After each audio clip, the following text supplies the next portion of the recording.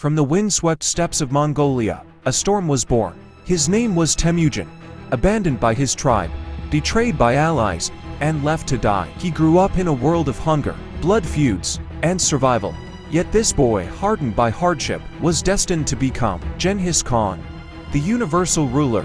What began as the struggle of a broken family soon ignited into the greatest empire the world has ever seen. Temüjin's early life was marked by loss. His father was poisoned by rivals, leaving his family exiled and powerless. As a teenager, he killed his own half-brother in a desperate fight for dominance. But instead of being broken by hardship, Temüjin learned from it. He mastered the art of alliance, forging bonds with other tribes and uniting them, once feuding Mongols under a single banner. In 1206, he was crowned Genghis Khan, a title that would echo through history. His army was unlike anything the world had ever faced. Mongol horsemen could ride for days without rest, living off the blood and milk of their steeds. Their archers were masters of precision, able to strike enemies while galloping at full speed. Yet their greatest weapon was not the bow or the sword, but fear itself. Cities that resisted were slaughtered, their walls torn down, their skulls stacked high as monuments of terror. The Mongols did not merely defeat their enemies, they shattered their will to fight. The conquest began in the east.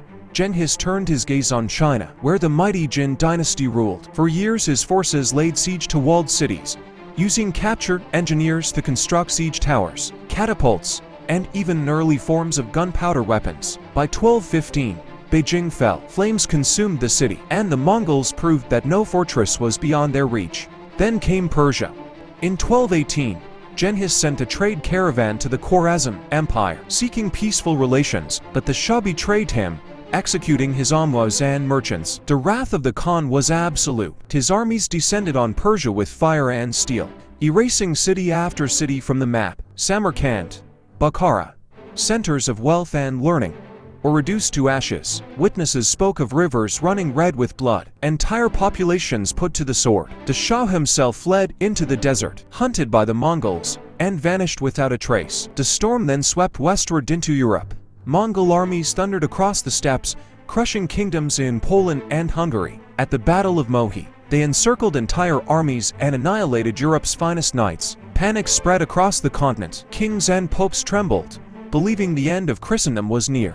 But then, as suddenly as they had come, the Mongols retreated. Genghis Khan had died, and his heirs were called back to Mongolia to choose a new ruler. Europe had been spared, not by its own strength, but by fate itself. At its height, the Mongol Empire stretched from the Pacific Ocean to the gates of Europe, the largest land empire in human history. They destroyed countless cities, but they also connected worlds. The Silk Road flourished under their rule, linking China to the Middle East and Europe. Trade, inventions, and ideas traveled farther and faster than ever before. Some historians argue that even the European age of exploration was sparked by the bridges the Mongols built between civilizations, yet their legacy is written in blood as much as in ink. Tens of millions are believed to have perished in their conquests, leaving behind scars that have never fully healed. But Genghis Khan himself embraced that identity. He is remembered for saying, "I am the punishment of God.